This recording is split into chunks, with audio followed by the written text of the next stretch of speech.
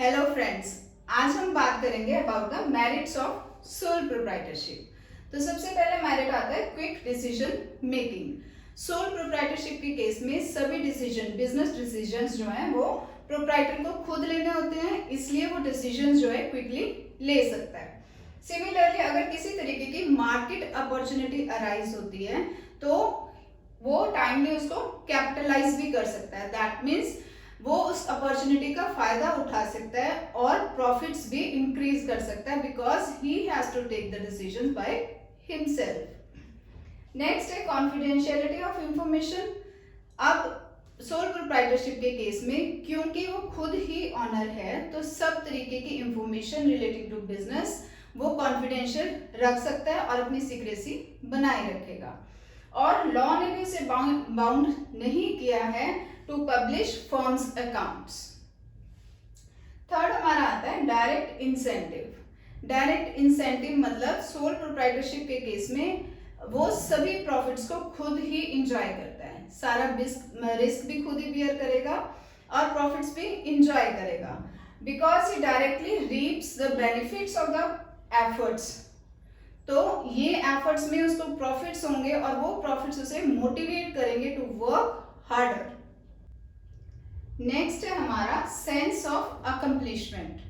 इसका मतलब हुआ कि जब बिजनेस करते हुए प्रोप्राइटर को प्रॉफिट्स होते हैं तो ये इसको पर्सनल सेटिस्फेक्शन प्रोवाइड करता है क्योंकि उसको वो प्रॉफिट्स किसी के साथ बांटने नहीं है और उन प्रॉफिट्स के लिए उसने बहुत सारे एफर्ट्स किए होते हैं।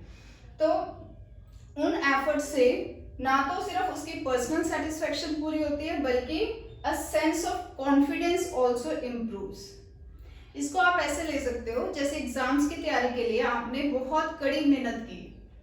अब एग्जाम्स में आपके अगर मार्क्स अच्छे आ जाते हैं तो एक तो पर्सनल सेटिस्फेक्शन होगा कि हाँ मेरे मार्क्स अच्छे आए, दूसरा आपका कॉन्फिडेंस भी बिल्डअप होगा to do better in future also.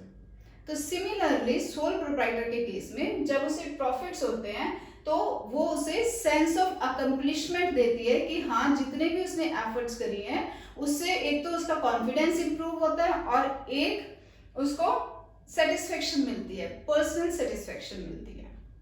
Next आपका पॉइंट आता है ease of formation and closure. ये पॉइंट हमारा फीचर्स में भी था कि फॉर्मेशन करना इसका बहुत ईजी है क्योंकि मिनिमल लीगल रिक्वायरमेंट्स चाहिए होती हैं क्योंकि कोई भी सेपरेट एक्ट या लॉ ऑपरेट नहीं होता है for the sole proprietorship. Similarly इसको क्लोज भी किया जा सकता है at the wish of owner. Limitations of the sole proprietorship. तो हमारा फर्स्ट पॉइंट है लिमिटेड रिसोर्सेज। सोल प्रोप्राइटरशिप के केस में only one person is the owner of the business. तो उस ऑनर के पास जो रिसोर्सेज होंगे that will be the personal savings और बोरिंग्स फ्रॉम द बैंक। अब जो बैंक और फाइनेंशियल इंस्टीट्यूशंस होती हैं वो सोल प्रोप्राइटर को लॉन्ग टर्म लोन्स देने में हेजिटेट करते हैं क्योंकि इसकी फॉर्मेशन और क्लोजर दोनों ही बहुत इजी हैं। तो क्योंकि बोरिंग्स उसको बैंक से लॉन्ग टर्म नहीं मिलेंगी इसलिए उसका बिजनेस का साइज रेयरली ग्रो करता है और ज्यादातर ये स्मॉल स्केल पर ही काम करती हैं। सेकेंड आता है आपका limited life of a business. अब क्योंकि owner is the a person is the sole owner of the business तो अगर उस बंदे को, उस इंडिविजुअल को, उस ऑनर को कुछ भी हो जाता है, जैसे अगर डेथ हो जाती है, इंसैनिटी हो जाती है या कोई फिजिकल एलिमेंट हो जाती है, बैंक्रप्सी होगी, इन सभी केसेस का डायरेक्ट असर बिजनेस पे पड़ता है और बिजनेस कैन इवन क्लोज। तो थर्ड लिमिटेशन आती है अनलिमिटेड लायबिलिटी। सोल प्रोप्राइटरशिप के केस में प्रोप्राइटर की लायबिलिटी अनलिमिटेड होती है। दैट मीन्स कि अगर फर्म की कोई भी डेट है और उसे पे ऑफ करने के लिए बिजनेस की एसेट्स कम रहती हैं तो क्रेडिटर्स जो है वो प्रोप्राइटर की पर्सनल एसेट्स को सेल करके भी अपनी डेट्स को कवर अप कर देते हैं तो इसलिए उसकी लायबिलिटी अनलिमिटेड होती है। अब क्योंकि लायबिलिटी अनलिमिटेड है और कोई भी पुअर डिसीजन या फिर अनफेवरेबल सर्कमस्टांसेस हैं, वो उस पर एक्स्ट्रा फाइनेंशियल बर्डन डाल सकता है। इसीलिए सोल प्रोप्राइटर कोई भी रिस्क नहीं लेता है इन टर्म्स ऑफ इनोवेशंस और एक्सपेंशंस।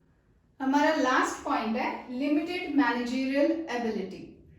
दैट मीन्स कि एक सिंगल पर्सन को सभी managerial decisions relating to purchasing, selling, financing, ये सभी डिसीजन उसे खुद अकेले ही लेने पड़ते हैं, और ये डिसीजंस वो सभी ठीक लेगा ऐसा कोई ज़रूरी नहीं है।